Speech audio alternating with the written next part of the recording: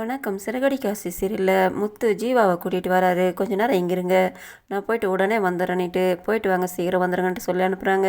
இவர் உள்ளே வராரு. உள்ளே வந்தாக்கா ரோகிணிகிட்ட வா நம்ம முதல்ல விநாயகர்கிட்ட இருந்து ஆரம்பிக்கலான்ட்டு அங்கே தோப்புக்கரணை போட சொல்கிறாங்க. அதுக்கப்புறம் போதும் ஆண்டி போதுன்றாங்க. உங்கள் அப்பா வெளியில் வர்றது வேணாமா, நான் சொல்கிறதெல்லாம் நீ செய்யணுன்ட்டு கூட்டிகிட்டு வந்துட்டு ஒவ்வொரு இடத்துலையும் சுற்றிக்கிட்டே வராங்க, சாமி கும்பிட்டுக்கிட்டே வராங்க. போதும் ஆண்டி என்னால் முடியலன்றாங்க. நீ சும்மா இரு, நீ தான் அதில் இன்ட்ரெஸ்ட் காட்டணும், அதை விட்டுட்டு நான் சொல்கிறத நீ செய்யணுட்டு அவங்க எல்லா இடத்துலையும் சாமி கும்பிட்டுக்கிட்டே வராங்க. ஒரு இடத்துல வந்துட்டு கையில் சூடாத்துறாங்க.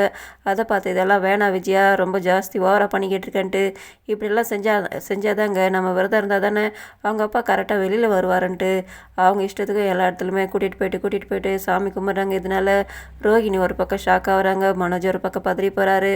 இந்த இடத்துல நான் கிளம்புறேன்ப்பா, சவாரி இருக்குதுன்ட்டு முத்து வேறு அவங்க அப்பா கிட்ட டைம் கேட்குறாரு. நான் போகிறேன் கிளம்புறேன்னிட்டு, கொஞ்ச நேரம் இருடா, எல்லோரும் குடும்பத்தோடு தான் இருந்து அம்மா சாமி கும்பிடணும்னு சொன்னால் அவங்க அப்பா வெளியில் வரணுன்ட்டு, அதனால் விஜயா கோவப்படுவோம் கொஞ்சம் இறான்ட்டு அவர் சொல்கிறாரு. ஒரு தடவைக்கும் இவர் கேட்டு இதே நேரத்தில் மனோஜுக்கு ஃபோன் வருது. அவர் வெளியில் வராரு. இதை வெளியில் நின்றுட்டு ஜீவா பார்த்துடுறாங்க. அவங்க கார் உள்ளார வந்துட்டு ஒளிஞ்சிக்கிறாங்க. அவர் பேசிக்கிட்டே கார்கிட்ட வந்து நிற்கிறாரு. இந்த இடத்துல முத்து வராரு, நான் கிளம்புறேனான்ட்டு. அதுக்கப்புறம் ஏன் நீங்கள் லேட் பண்ணிட்டீங்கன்ட்டு, அங்கே ரொம்ப லேட் ஆகி போச்சுன்ட்டு இவர் கூட்டிகிட்டு கிளம்பிடுறாரு.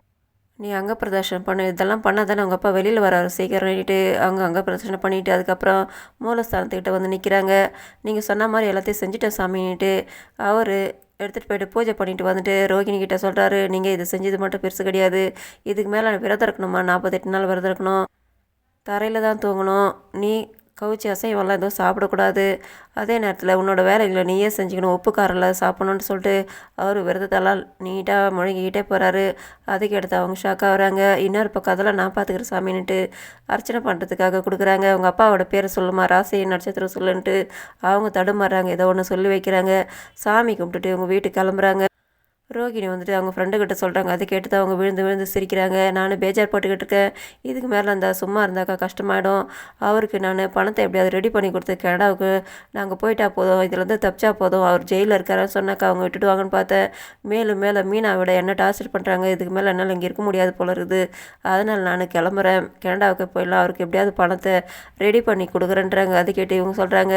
ஆனால் நீ போய் சொல்லியிருக்க அவங்கக்கிட்ட, அவங்க செய்கிற பூஜை நிஜம்னிட்டு, நிஜமாக இருந்தாலும் என்னால் தாங்கி முடியல, என்ன பண்ணுறது, நான் ஏதோ ஒன்று சொல்ல போயிட்டு இது ஏதோ ஒன்று ஆயிடுச்சுன்ட்டு அவங்க பேசிக்கிட்டு இருக்கும்போது அவங்க ஆர்டர் பண்ணியிருக்காங்க சிக்கனு, அதை அவங்க எடுத்து சாப்பிடும்போது எனக்கும் கூட்டுறி அவங்க என்ன எதுவும் சாப்பிட வேணாம்னு சொல்லிட்டாங்க, நானும் சாப்பிட்றேன்ட்டு உனக்கு விரதம் சொல்லியிருக்காங்க, நீ பொய்யா சொன்னால் கூட உங்கள் மாமியார் உண்மையாக நினச்சி அதை பண்ணிக்கிட்டு இருக்காங்க, அப்படி இருக்கும்போது நீ இதை சாப்பிட்டீனாக்கா விரதம் கெட்டு போய்டும்ன்ட்டு அவங்க சாப்பிட்றாங்க.